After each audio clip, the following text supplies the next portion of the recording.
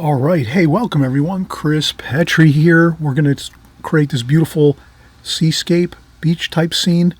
We're going to have a lot of fun going over all the fundamentals and basic techniques you'll need to create this painting. We'll start out right away with a sketch, where to plan out where your ocean horizon line is going to be, where your main focal point of your interest of your painting is going to be, where you might have some secondary points of interest. We're going to cover all of that in this video. We'll cover all the colors. I have my palette. You'll see my palette on camera at all times, so you'll see all the colors we're mixing as we go. You'll see all the brushes we use. So this is a painting you can absolutely create as a beginner, have a lot of fun with it, learn a lot of interesting things about putting together a watercolor painting. So let's get started.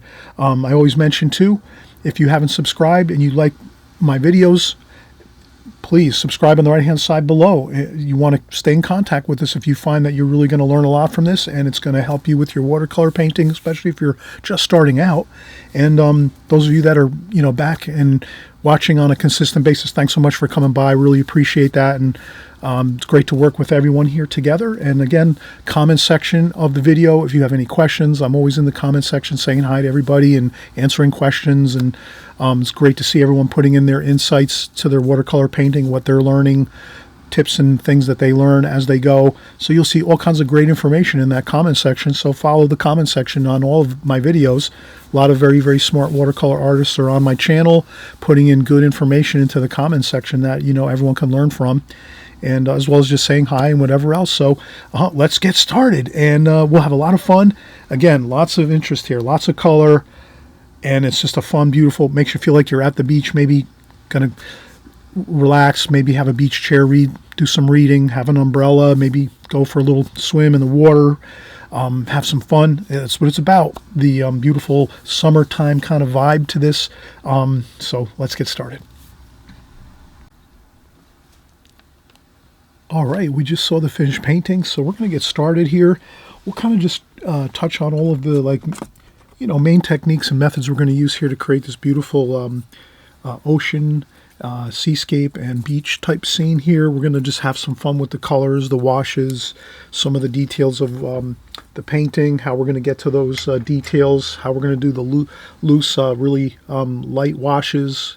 We'll pretty much We'll do this in the glazing technique method, which would basically be, we'll do the lights first, and then we'll build on top of the lights on our paper, and then add in our darker darks as we go. But you'll see that this is a really fun painting that we can kind of do within, half an hour to 40 minutes from start to finish, and we'll have a really fun time of it. I'll just get my paint brushes here prepped, ready to go. So if I'm just using my my standard Extreme Beginners paint brushes, the Princeton Art and Brush Company set, which is kind of like three flat brushes like these here. And then also we have a couple round brushes. The one that comes with the Oval 16 set, the Prang Oval 16 set, comes with a really wonderful round brush. And then I have an extra Simply Simmons number 9 round brush too. So these are the brushes that are just plenty to get this painting completed. And they're all synthetic brushes, which is really nice if you're starting out with watercolors. It's a little bit easier to paint with synthetic brushes because they don't hold as much water. So when you dip them into the water and when you're mixing your colors in your palette, they tend not to hold as much water. They don't get as drenched and waterlogged with water color paint and water, so that it makes it a little bit easier when you're going onto your painting. You're not flooding out your painting with too much water. That can be a problem sometimes when we're starting out in watercolor. Sometimes we add too much water to our paints, and then when we go to put it on our paper, it gets to be like too much water, and things start to just flood out on our papers. And so that's kind of a good part of using synthetic brushes, actually. So it kind of automatically just kind of helps you to have a little less water in the hairs of your brush. And then we always show you on our videos here how we're always checking water off on a tissue or a paper towel as we're working. I usually hold a tissue in my hand, and I take my brush and check off a little bit of water before I go in and get colors and mix colors. Depends on what part of the painting we're working on. But usually always a good thing to have a tissue or even a sponge. Sometimes I have a sponge next to my water container. So you can leave a sponge like this next to your water container. If you have like a nice water container like this, and you leave a sponge next to it, this way you can just take your brush, rinse off your brush when you're painting, and then you can tap on your sponge a little bit a couple times, and then go over to your paints and do your mixing over here. So that's always a good option too you have. I also wear an apron when I paint, so I sometimes tap my brush on my apron. So I just quickly take some paint, some water off my brush, quickly tap my brush on my apron, right on my on the front of my apron, and that's pretty much the way I'm working with my brushes and my water container and things like that. And so I know sometimes people will mention in the comment section, and thank you. If it's your first time here, welcome. I forgot to mention that. If it's your first time here, welcome. Thanks so much for joining along with us. You're going to have a lot of fun. You're going to learn watercolor here on my channel. Hopefully you're going to be subscribing on the right-hand side below on the subscribe button. Just keeps you in touch with us, and then this way you don't lose us, and you'll always see the next time you open up YouTube, you'll see a little small maybe like a small thumbnail picture of our painting in our next video in your YouTube homepage. So this way you'll know, oh yeah, Chris made a new video, let's check it out. You can click on that for our next video, because we're making sometimes 2-3 videos per week. Usually on the weekends we create our videos here. So we kind of have everything all set up now. The next thing we'll do is we usually start out with a pencil sketch. So a lot of times I'll use retractable pencils, basically really easy to use. You just click the top of your pencil like this, and you have instant fresh pencil point at the end, and you don't have to worry about putting it into a pencil sharpener or whatever else. But if you have regular office pencils or anything like that, that's fine too. You know, you put them in the electronic sharpeners, or maybe you have some of those plastic hand sharpeners. I use those too sometimes when I'm out in the field when I'm doing plein air work. But in any case, we're just going to continue here, have some fun, get a little bit of a sketch here just so that we have something to start with. We're going to do mostly a lot of painting and not as much drawing on this, because this is really like a fun approach to like doing some beach sand and a little bit of ocean and some sky. We don't really need to do a lot of detailed drawing on this. So what I'll do is I'll probably, I'll create a little bit of ocean up here on the right-hand side. And what I'll do is I'll just sort of, usually I start out, I try to divide my paper up into like divisions of like, so let's say here, I'll just make a quick mark on my tape, which is a great reason I always put masking tape around my paper when I'm painting. This way you can put some hash marks on your paper, so you can lay out the design of your painting when you're starting out, and you can put the hash marks on your tape. So what I was going to say is I'll probably just go like 2/3 up the page like this. So if we say here's thirds, so this is 1/3 here, another third here, and another third here. So if we're thinking of like the idea of cooking, you know, 1/3 cup of sugar, 1/3 cup of flour, and maybe 2/3, you know, water to mix something up. We're going to mix like some food that we're going to create a recipe. So it's kind of like that. We're making like a little bit of a recipe here on the side of our tape, just to kind of give ourselves where we're going to kind of line things up on our drawing. So I'm going 2/3 up on the page up here, or we could also look at it as if we're going 1/3 down from the top. So if I divide my paper vertically into 3 sections, 1/3, 2/3, and 3/3, then I'll say the top third is going to be sky. And you can even sometimes put notes on there if you wanted to. You could say sky there. And then this is going to be sand down here, sand dunes. So you can write notes on your tape around your painting as you're drawing and getting things laid out correctly, the way you want it, your painting to look. So that we kind of have now the basics of it for our vertical space divisions in our painting. We just remembered that we're going to have 1/3 sky up at the top and 2/3 sand dunes on the bottom portion of our painting, and that's all we really need. And then we might just say to ourselves, okay, well, we're going to put some kind of like plants that you would see along the sand dunes and things like that on our painting. So we might ask ourselves, well, where are we going to put those? Well, let's just say, let's maybe put them up here in this left-hand corner of our painting up here. So we might just put over here plants. Here, plants, and just put a little arrow there. So plants are going to be up here. And maybe we're going to keep those along the same line as the thirds that we created. So just the basic, I'm transferring over these thirds hash marks just so we have it like that. And that's pretty good. I think that's all we really need to get our pencil drawing all ready to go. So again, we said we were going to put some ocean. So let's put the ocean line here. The horizon line of the ocean. That's going to be the distant ocean horizon line there. And we'll put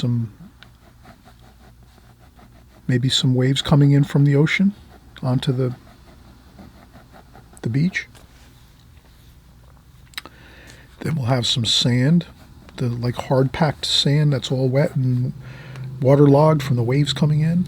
That hard packed sand like that, maybe there. So maybe now we're about halfway between the bottom third and the top third with our sand. And then that should be good. Then what we'll do is maybe we're going to start to create our sand dunes. So maybe our sand dune is going to be like this, up here, like that. And then if we have our sand dune like that, maybe we'll have another sand dune coming this way, like that.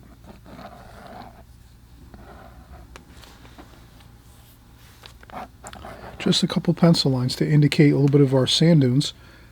And I think that's fine. So now we can kind of see we have our distant ocean line here. That's the horizon line of the ocean. Then we have the waves coming in this hard packed sand here, and then a little bit of the beach sand here, and the sand dunes are right here. The sand dunes are here. And then the only other thing I could imagine we might want to add, let's add just some, let's put a light insignia. You'll often see me do this in my paintings a lot. And this is an Extreme Beginner Series tutorial, so I'll always try to really put a lot of like my main methods and techniques that I use to create watercolors, the important things that are going to really be a really good benefit for everyone.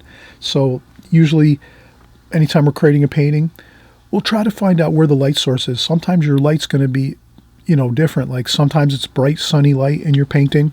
Sometimes it's a cloudy day, so you might not have any real really strong shadows in your painting.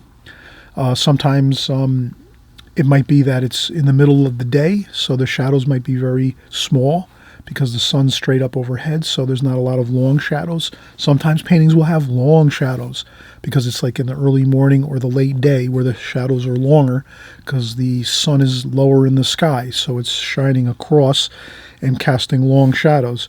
So you'll kind of learn these things, and you'll always kind of make note of it when you're out and about in your life and you're looking at things. You try to observe nature. When you observe nature, a lot of artists will always mention this. I've heard lots of artists over the years encourage me and others to, like, we just look at nature and we kind of try to kind of observe, like, what's the sunlight doing when I'm out during my day? What do things look like? What do shadows look like? What does sunlight look like?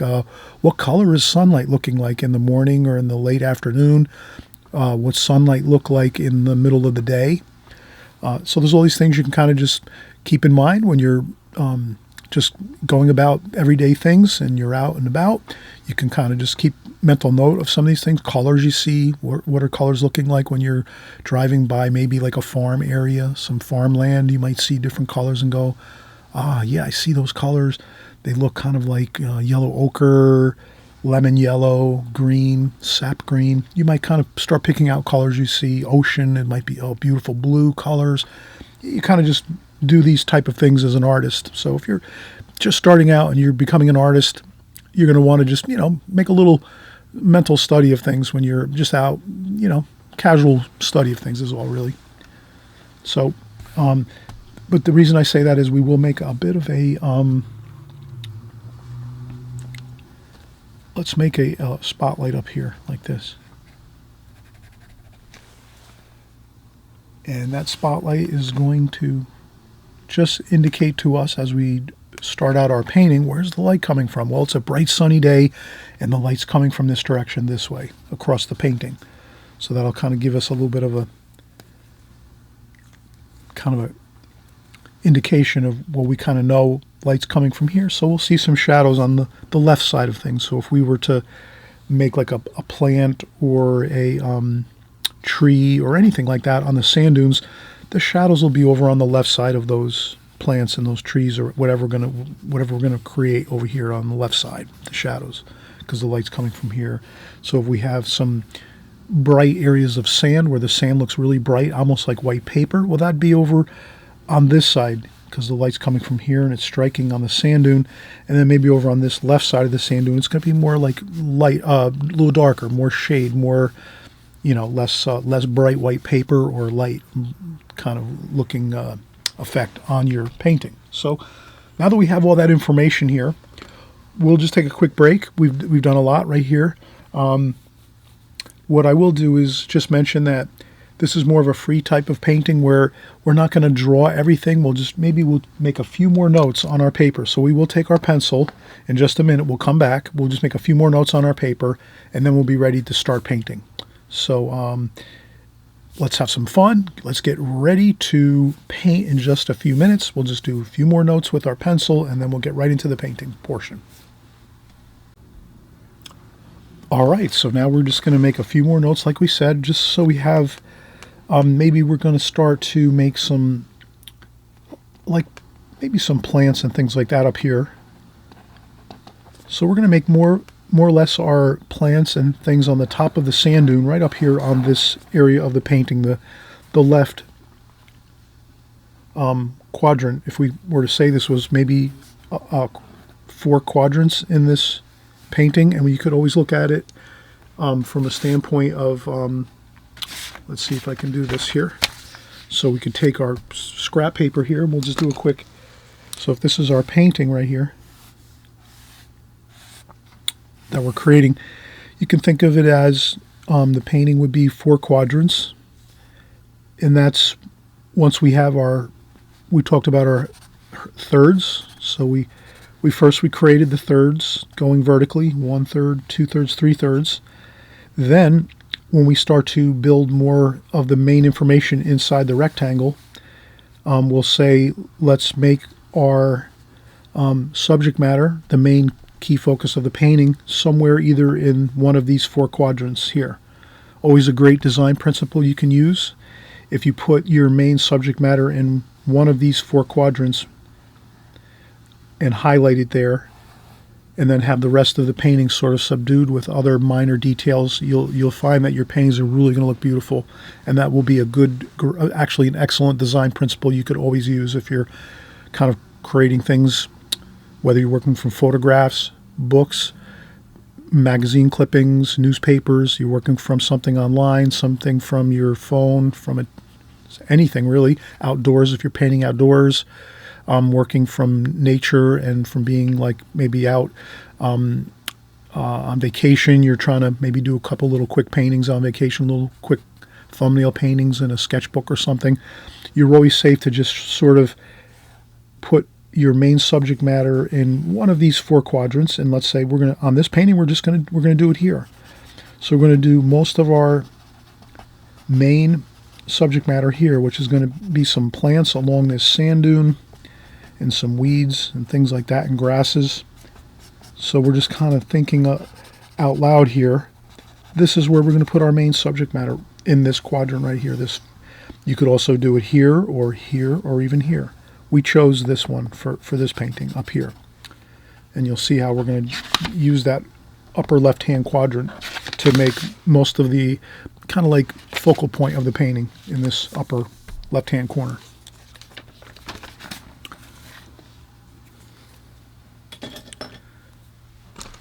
So I'll continue with just a little bit of information with my pencil. I'm just going to do a little bit of quick sketching, like that, just to put some information on here is to know that I'm going to put my grasses and weeds over here. And then I guess along the shore, you'll notice there might be, with trees and grasses and things like that, there usually is a prevailing wind. So usually you'll see things, usually kind of the breeze and the wind is going in a certain direction. So you might make all of your grasses and weeds and things like that, and even if you have a tree in here maybe, or a bit of some leaf forms and things like that, it's kind of all swinging to the right side over here like this, because that's maybe where the general direction at this area of the shoreline where we're painting at, it might have all that kind of feel to it, that there's like a lot of wind here, and it's always usually coming from the left and going to the right like this across. So that's a good thing to remember. Maybe a few blades of grass or weeds might go the other direction, but mostly everything is sort of going in to the right in this painting. So we're going to have the wind is sort of blowing things to the right. That's a good effect to have. So things are kind of like pulling to the right on this. And I think that's good, just that little bit of a sketch of some of the plants and things we're going to make over here. And then we'll create this as we go, as we're painting. So, and then maybe also too, we'll have a little bit of maybe just some minor details down here, just to have a little bit of something down here in the right hand corner. Again, your main information we said is going to be in the upper left hand quadrant of your painting, but you will have other information, more subtle things that are going to be in other parts of the painting, like the ocean over here, some of these weeds down here, maybe some little bit of color over here. But that's really all we need. So the next thing we're going to do is just start to mix up some colors. So we try to mix our colors first. We'll try to get our main colors into our palette so that we don't have to stop in the middle of our painting and start mixing and trying to figure out what colors we're going to use. Let's get it all here first, and then just start the painting and work from what we have here on the palette, which makes it a lot easier for you, I think. So the first thing we notice is we're going to use some yellows and golds, oranges and yellows with some brown. So I just try to get some warm colors, the sand colors. I rinse off my brush. I use a tissue to dry off my brush a little bit before I go into the paint. So I'll use some yellow there. If you have to spritz, a lot of times I use a spritzer bottle. Here, spray bottle. And just make sure I keep my paints moist as we're working. And then we're going to have some definite blue for the ocean colors. Blue there. A little bit of green mixed in there isn't going to hurt. So we have some blue. Okay, so we have some different bits of darker blue like this here. Some lighter blue like that. Maybe we'll even add in some green, some darker kind of bluish green there. And then when we have that, we're looking good. We also need some greens for our plants. So we're going to go with the light and dark green over here.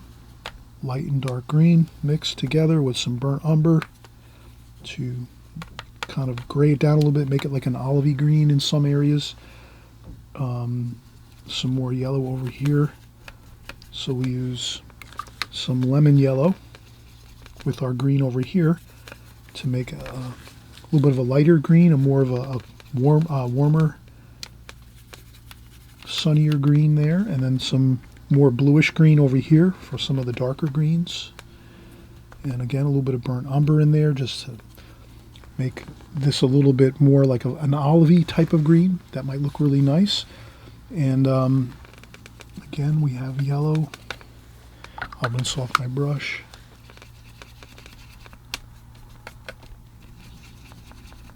Yellow and orange, like that. So I think this is pretty much going to be a good start with our colors. And we can also, I would say, we could go with really a bit of I would say some purple here too. With that blue, we can mix some purple up here. And then also, let's make a little bit of black up here. I'll put it right up here in the top of my tray, like that. Sometimes I'll do that because black is very dark, so I don't want to have too much there. But we'll use a little bit of that black too to mix in various areas here. But we'll see how that goes. But we want to definitely get some darker, really, really beautiful darks in our painting as well. Not much, but some. So next thing we'll do is we'll go to our larger flat brush. So you can see how we were basically mixing our colors with this 1 inch or 5/8 inch brush, flat brush, and now we're going to go to a 1 inch, which is again the Princeton Art and Brush Company. Incidentally, all of my art supplies are down below in the comment section below. If you click on that, it's usually you have to click the word more, and you'll see more information, and then you'll see all of the links to all of the art supplies that I use, that I personally use myself, which are going to perform great for you. So if you do want to shop around and pick up some art supplies, you'll have tons of lists of things down below to peruse through. So we're going to use again the little bit of a larger 1 inch brush to get some water on this, some clean water. Now the thing I mentioned is, since we've been mixing our colors here on our palette to get everything started so that we have plenty of paint to pretty much get most of the painting done, when I did that and I was cleaning off my brush, this water got really, really murky and muddy looking. So that's the thing where now we're going to empty our bucket and get fresh, clean water, so that when we add some water to our paper now, our watercolor paper, that's going to be crystal clear water like that. And we'll have that to our right. And I'll take my 1 inch brush, and what I'll do is we'll dampen the paper up here where the sky is. Over here too a little bit. We just want to dampen the paper. Nothing, we don't want to flood the paper out with too much. We just dampen the paper there. And as well, let's dampen the paper where the sand dunes are. And that's pretty much the lower half of the painting. So what we're going to do is, I really don't have I'm just doing this by feel. I'm just going to create this painting without I'm not using anything for reference. I'm just going with a real simple composition, a couple sand dunes, some water, sky, and we'll do some plantings on the sand dunes. So please use this as your reference.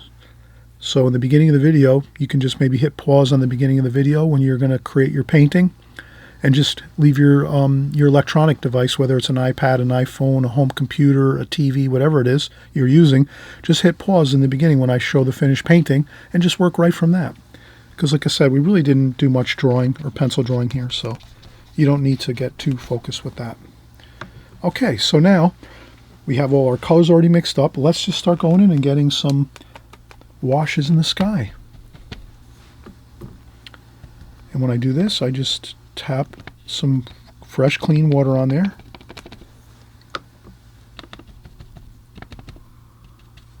And look how good that looks. We just let it flow on down. Sky's usually darker up top.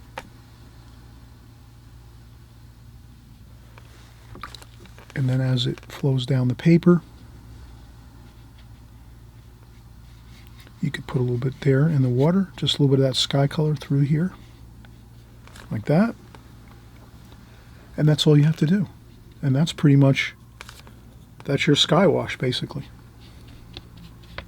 Over here, you bring it down into the plants, we're going to put some plants in here, and weeds and grasses and things. So that's all you have to do there. And then you could add a little touch of some gold, yellow, a little bit of touch of that in the sky, not too much. I would just add a very, very little bit. And the reason I do that is because we're going to have all that warm sand colors and things in the bottom of the painting. So if we can just interject a little bit into the top of the painting, like that. But you have to do it very fast. You can't wait more than a minute or two. That's one of the challenges of watercolor. We have to work kind of fast with watercolor. I have to admit, it is sometimes challenging that way. So the main key is to get your first bit of clean, fresh, crystal clear water onto your paper. Then you get some of your blue sky wash on there, and then right away grab just a little tiny bit of the golden colors, the browns, the oranges, the yellows, and just a tiny bit into your sky, so this way the colors all harmonize together in the painting. Because now we're going to come down here and get more of these sand colors like that, and just put some of those on the paper. So you'll see we do that, and this is where you just have fun. You use your crystal clear water with some of your sand colors, and you just do some, just brush in some wash. This is like, glazing technique, which is you're just getting some colors on here, some light washes, nothing too dark. Keep it very light. If you have to, if you find that your sand looks too dark, you can always take a little bit of tissues or paper towels and just quick lift up a little bit if you think you've added too dark a color. But I think that's okay. And we also add a little blue in here too.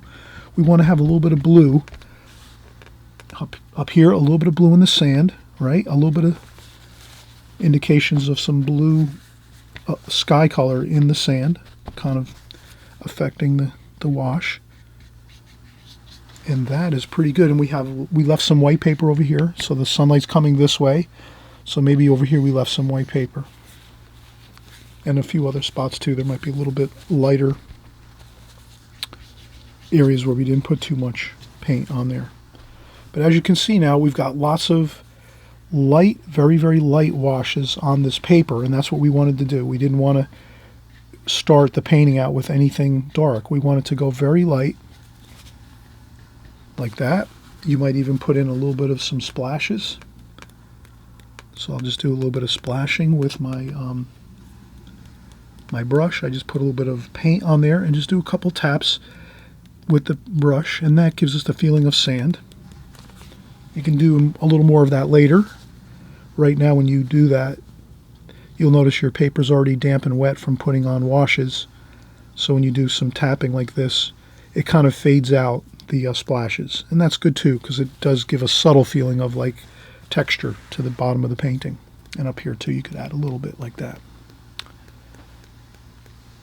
Okay, that's it. Now we let this dry. So now we take a break, and you'll notice I do take breaks, and that's kind of natural for watercolor, because now's the break point here where we need to break so that this can dry. Our washes here are very, very light washes with crystal clear water, little touches of color, not too much. Get it onto our paper. We've dampened our paper first with crystal clear water again. And then we let this dry 100%. You can blow dry this at this point, or if you want to, you can always let it dry for like an hour or two, maybe, and that should be fine. When you come back in an hour or two, it would be dry enough that you can start painting over the top with your second glazing. So again, we're using the glazing technique. You'll hear me talk about that all the time. I have my book down below in the description.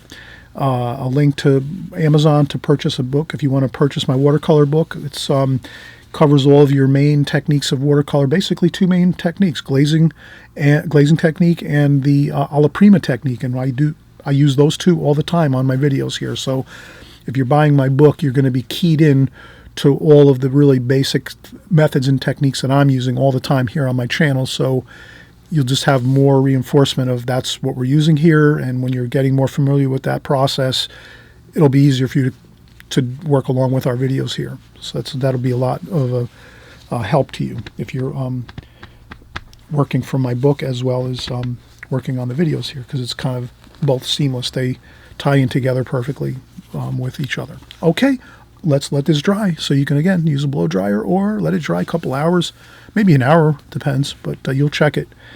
Once you see it looks pretty dry and there's no sheen, there's no like glistening of the paper, that means it's pretty much dry. So if you don't see any kind of like glossiness to your paper, that means the water is pretty much dry. But another way you can also tell is that the paper is not as buckled.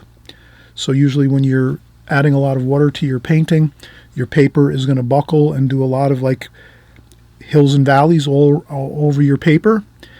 Usually once it's dry, it does tend to go flat again and become more flat like it was originally when you started your painting. So that's always a good indication too. If your pages, your watercolor paper is dry, it's more flat again. It doesn't have all those hills and valleys in it. When you put your washes on and you dampen your paper and put what we did here, we put our light washes on over the top of our damp paper, you'll notice, yeah, that paper is going to get buckled. It's going to get buckled, and you're not going to, obviously we don't want to start painting over the top of buckled paper. That's all hills and valleys, because then when you start to create washes on that, the paint is going to run and go in different directions, and that can be a real big issue. So that's why I always say, please at this point, let your painting dry for an hour or two, or if you want to use a blow dryer, it maybe takes 5 minutes and you can start working again. And that's what I'm going to do. I'm going to use my blow dryer next, and so we can get started quickly and get on to the next wash, the next glazing over the top of this light wash we did. Be right back. All right, so now we're coming back. I think I took about a 45-minute break, and that was enough time that the paper has dried actually quite substantially. So there's no wetness or dampness on the top of the paper. There might be a little bit of dampness in the paper fibers of the paper, a little tiny bit. The buckling has subsided substantially, so it's almost pretty much back to where it was when I first started. Not perfectly flat, but it does have a tiny little bit of, little bit of like a, not a perfectly flat surface, but pretty much, again, almost the way we started with the paper being like flat. And this is, this paper is actually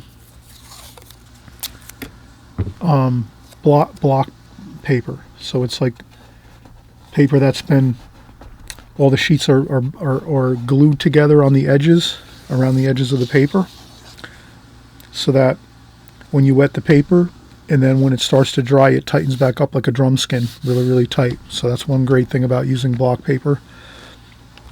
It's better than, I think, sheets that you peel off when you're creating watercolors. I think it's better to use block paper. I tend to use that more or less most of the time, except when I'm doing larger paintings. Then I buy like full sheets of paper, but then I tape it down really good. But in any case, we are ready to start. I did want to actually just kind of make I wanted to make a quick note on what we're going to do with the plantings on the top of the dune and along the bottom of the sand beach here, and this portion of the painting. There's a good effect you can use, which is kind of like the idea of creating a few like points of interest that are a little more detailed that you might have when, like, let's say we're going to do the sand dune here. Maybe there's a couple points of interest where you make some more detailed plantings on the top of the sand dune, like here. Maybe another one here where you have some more like detailed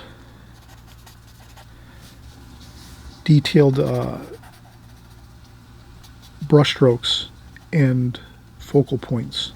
And then surrounding these areas, then you can do more loose and fun type brush strokes that are not as like detailed. So that's a really fun concept to use when you're creating watercolors, especially when you're doing like landscapes or seascapes, things like this. But you can use it really with any, it doesn't matter what subject matter you are creating. You can kind of use the idea of looser, less detailed components,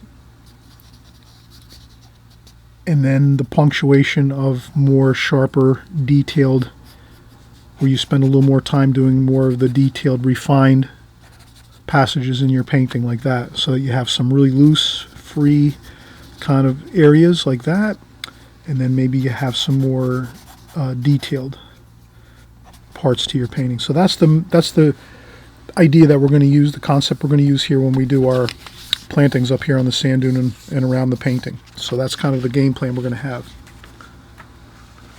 So the first thing I'll do is, since we took a break for about an hour, so that means this palette got a little bit, the paint dried in our palette, so I'll just do a little bit of activation with the spritzer bottle. And I'll do another quick spray on top of the paints, and we'll be ready to go. We're going to be using the same colors again.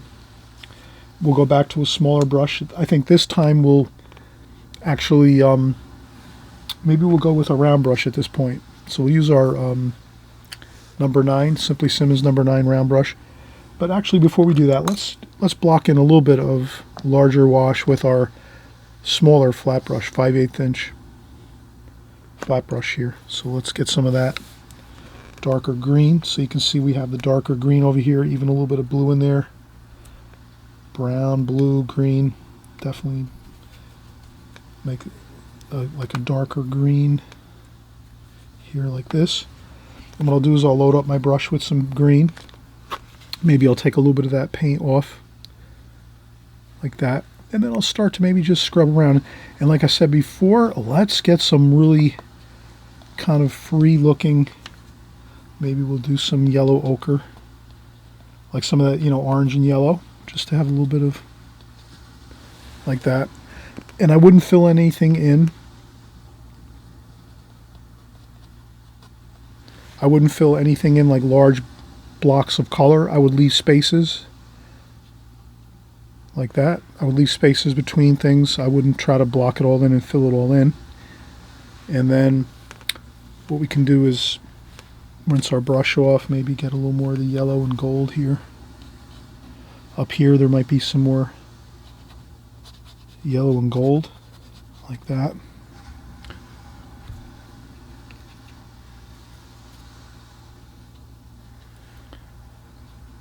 You can do a couple splashes like that onto the paper, around the paper a little bit like that. A little bit of orange, maybe we'll put a little bit of orange in there. And then maybe a little bit of that black for some shadows. So you can add a little tiny bit of black here and there. Just a little bit of black paint infused into the washes that you've just put in. Maybe some blue, some purple. And what that does is that just kind of like tantalizes the eyes when we're looking at the painting, that we see some darks in there. So now this is the portion of the painting where we're doing those light, kind of carefree areas of wash that are not really too much detail. And again, you can do some more splashing if you want. I wouldn't get too much splashing going on, just enough that you have some in there. And then I'll add a little more black up here, so we have a little more black to work with. But I put that up here in this very tippy top of the corner of my palette just to remind me, Chris, don't use too much of that, because that can really cause a problem if I'm adding too much of that into the painting. Like this. Then you can always do some fingernail scrapes like this.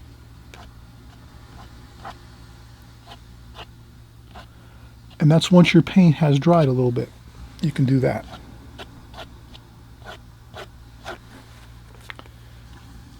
And we're going to keep this again very loose, this painting. Let's a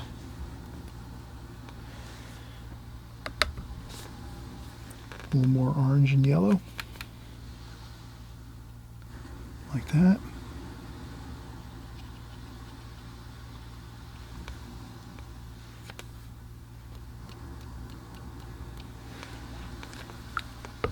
So essentially we've made kind of like quite a bit of some really loose passages over here. And then now what we'll do is we'll go with our Simply Simmons number 9 round brush. This is a really fun brush. You can find this online. I think I have this in the link below. But if it's not there, it's like a pearl looking finish on this. So it's a Simply Simmons number 9 round brush, synthetic round, and it's got that pearl. It almost looks like pearl, and it's really nice. Great brush. I've had this for a long time. It's been a great brush. I don't think I've ever had to replace it any time, so it's always been.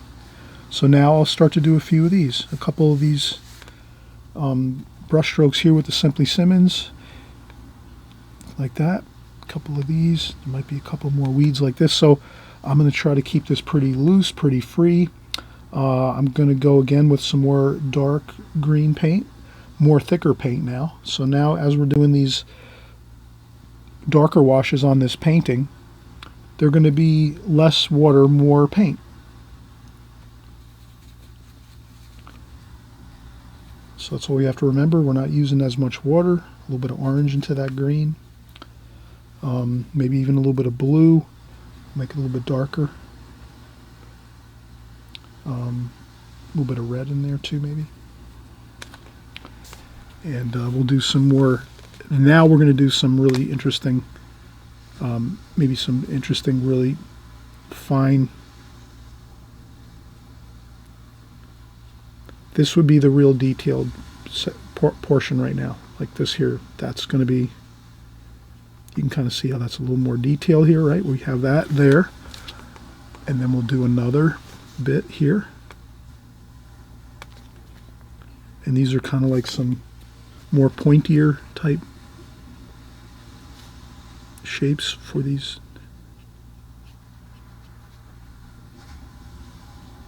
Like that. Okay. So you have 1, 2, maybe another one over here.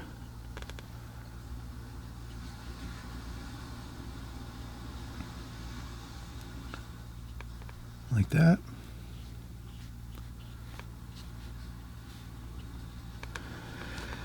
And I think that's all we really need. I think this is pretty good. We don't want to go overboard here with too many details up here. And then again, I might go with a little more lighter yellow and the lighter green. So that's kind of like that really light yellowy green, which is the light green and the yellow here, and then some of the orange and brown over here. And we'll do a little more, a little bit of, again, more of that free kind of flowing bit of brush strokes, so that we're not. And then we'll take some of that dark green too, and let's just go right out of the picture here. So we're going to maybe a little bit of blue to make it a little darker over here. Now the sunlight's coming this way, so the shadows will be over here, like that.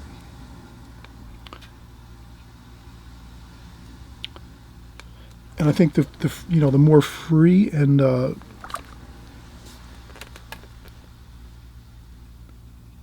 more free you make it, and light-hearted and fun like this, with those little punctuations of some more detailed passages, that's going to look better. So your eyes rest as you look at the more free-looking brush strokes, and then your eye focuses in and you see some, there's some real fine detail there I see, and your eye and your mind thinks, that's really interesting. Wow, what's that there? That's a really interesting, very detailed plant. Then your eye rests and you kind of meander around the painting with some lighter, freer type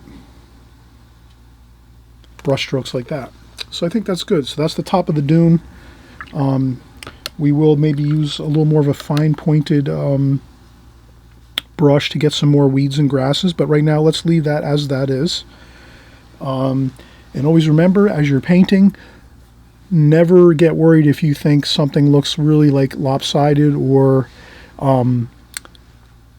like something looks off in your painting. You always have to remember, as you're painting and working throughout the entire painting, everything has to be completed once you make your judgment and say, okay, now I'm going to step back and look at it and go, yes, that looks really good, or I should have did this better, or whatever you, when you critique your own paintings and you're actually doing, in that process, the main thing is please finish your painting out all the way through, because sometimes you could step back from your painting right now and look at this, and you might think, that doesn't look good at all, it's not coming out good, and then, and I would just mention that when you're halfway through a painting, you can't really look at it and try to think of it as if it looks good or not. You can't ask yourself that question when you're halfway through a painting and say, does this look good or not?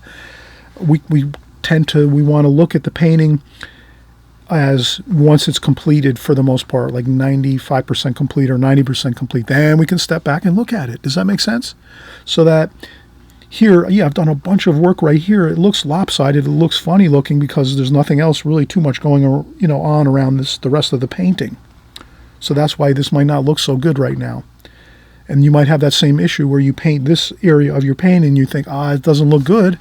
That's not the question. The question is, always wait till you're finished with all of the passages and all of the parts of your painting. Once those are all complete, everything to the end, then you can step back and look at it and say, all right, what could be better? Do I like this part, that part, whatever, So always remember, finish out your paintings. Don't stop halfway through it and get frustrated with it, because that's used to happen to me all the time when I first started watercolor painting. Or, I'd get like a quarter way through or halfway through my painting and I would just look at it and go, this doesn't look good. It's not, And then now I've realized over many, many years of painting that we have to finish our paintings out. No matter whether we think they're good, starting good or not, we just keep working through it, keep completing all of the parts of the painting, and then when it's all completed, then we look at it and say, how does it look at that point? All right, so that's really the kind of gist of things. Now, again, I mentioned that we are going to use a finer point brush, but before we do that and get more details up here, let's keep working around the painting. So I think I will start on the water up here. Now, the thing here with my water up on this right-hand side here is I have, again, kind of muddy looking, murky water. I'd rather have a clear, really beautiful blue color of water up here, so I'm going to empty my water bucket one more time. That might be the last time I have to empty the water bucket, but I will do that to get some crystal clear water, and then I can mix some more of my blue paints here. So let's get right into the blue here. So we have plenty of blue there. Then we want a little darker blue up here with some green for the distant part of the water. So let's do that, and I'll just start getting in some like this. You can kind of see how I didn't make it just one straight line and go across. I just wanted to make sure I leave it a little bit, the edges of this ocean here, I want to leave those a little bit broken, so I don't want all of them to look, I just don't want a whole stripe of color going across. Then what I can do is rinse off my brush, take a little bit of water off the brush. Let me get a fresh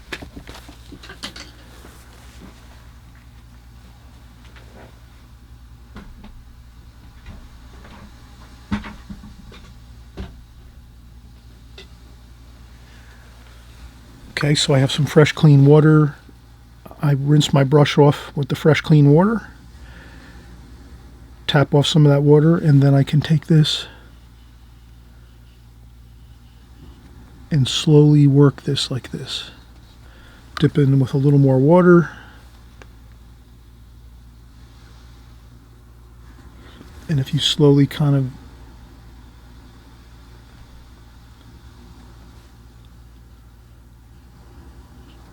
that's going to be a more interesting look if you can kind of break it up and make it look a little bit like it's just not one line of color. Then we might go in with some of this green like this, a little bit of yellow maybe.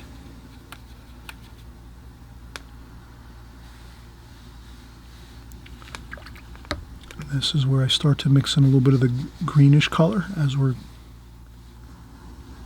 coming closer to the shoreline here. A little bit of gold color too. The orange and the brown, just we have sand here.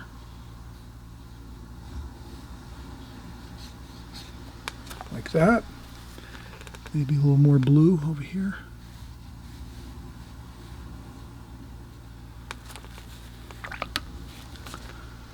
Maybe you will blend in this across here a little more if you want to. See what looks good.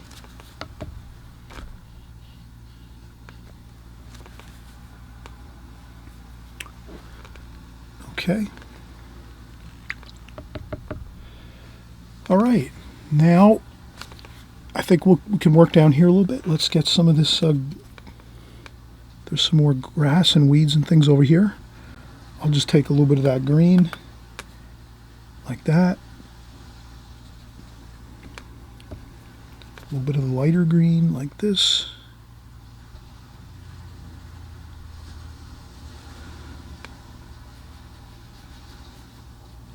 A couple of little bits of, like that. A little bit of the brown and gold in there too. And the orange. Mix around the colors a little bit.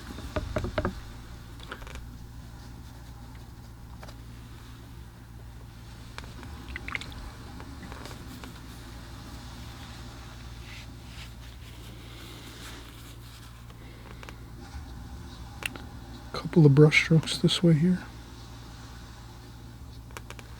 Like that. Maybe we have a little bit of blue for shadowing over here. Here and there, a little bit of shadowing.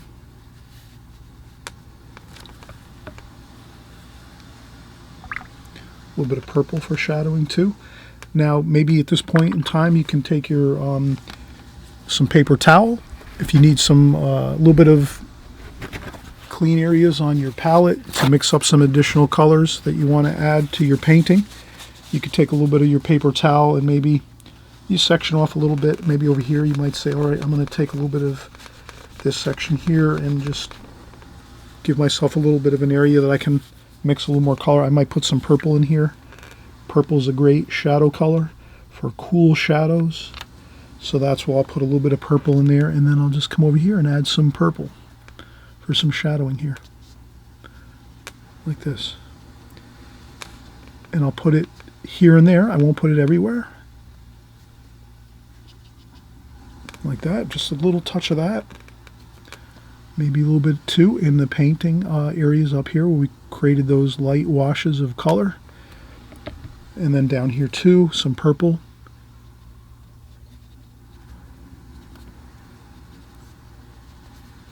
Like this. A little bit of splashes there. You can always lift up a little bit of the splashes if you want. Like that. But we just definitely wanted to get in some of that purple. I wouldn't fill everything in with too much shadowing because you want to see some of that bright white paper, kind of like as if sunlight is kind of going and filtering into this area where the weeds are and these plantings and these bits of greenery along the sand dune here. So now that you have that, you have a little bit of a counterbalance down here.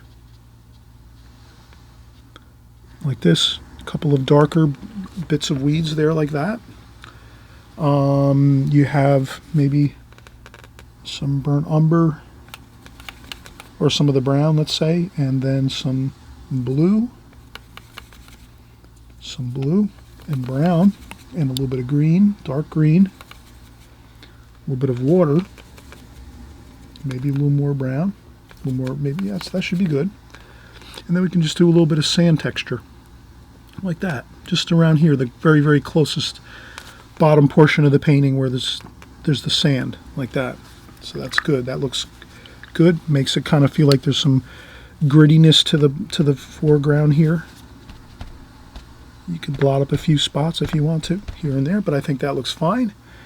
And we're almost, I think, complete. The only thing we'll need to do now is a couple more really nice finishing touches with some our needlepoint brush. I always use my needlepoint brush for doing the final weeds and grasses and things here. So I'll use some of that dark mix that we had there with some green.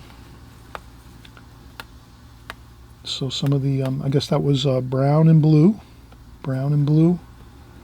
and then maybe some dark green and light green here, maybe a little bit of orange, like that. So we get a good mixture of kind of like a grayish color. And then we just take our needlepoint brush and we just do some very light, like this. Just a few, things like this, not too many. It looks much better if we can just add a few details like that. like this. And then a few more over here. Obviously, on this area here, we want to make this important too. This is like part of the painting, that we want to have some interest up here, maybe a little bit of interest down here to just give some variety for the person that's looking at the painting, and they might be saying to themselves, oh, where else can I look around in the painting? They might look up here first. That's your main focal point. Then you come down over here, you say, all right, yeah, there's some more bits of grass and things like that. You might have a few more bits of grass here in the foreground, you'll see, like that. And I think that's it. That is fine. You could do a touch of, again, some more purple. Over here, you can take this and maybe clean out another section again like that. Add some purple in there like that, with a little bit of that maybe grayish color, so it's a little bit gray down, the purple. But then you might have a little bit of, we might have a little bit of the shadowing here from some of the grasses and things like that. You add a few of these in, these shadows to these weeds and things, and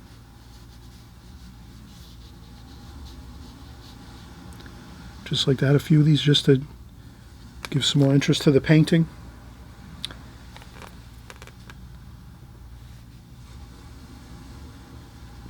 And that's fine.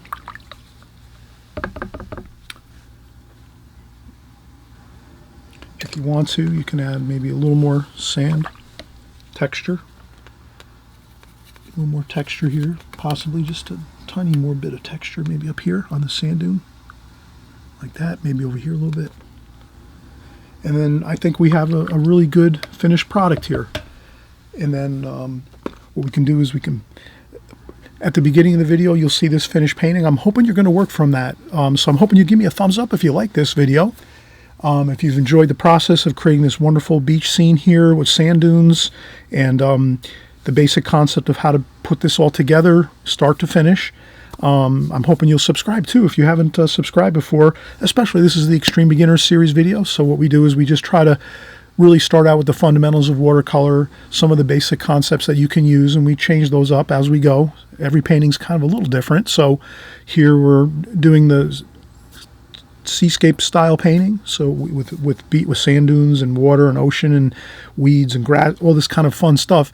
This is, you know, maybe in a couple weeks we're going to do something like architecture, or maybe we'll create some flowers or things like this. So you're always going to see different subject matter, but we will kind of try to put those fundamentals into the videos as we go, so that you can kind of just get those like under your belt, and then you'll have that, and you can just, like the glazing technique we used here, for the most part we used lots of water, and then our darker washes after everything dries on that first glazing of light wash. So that's the glazing technique. So we pretty much covered that here, and I'm hoping you'll come back and see us again and work along with us, and we'll see you soon, and happy painting, everyone.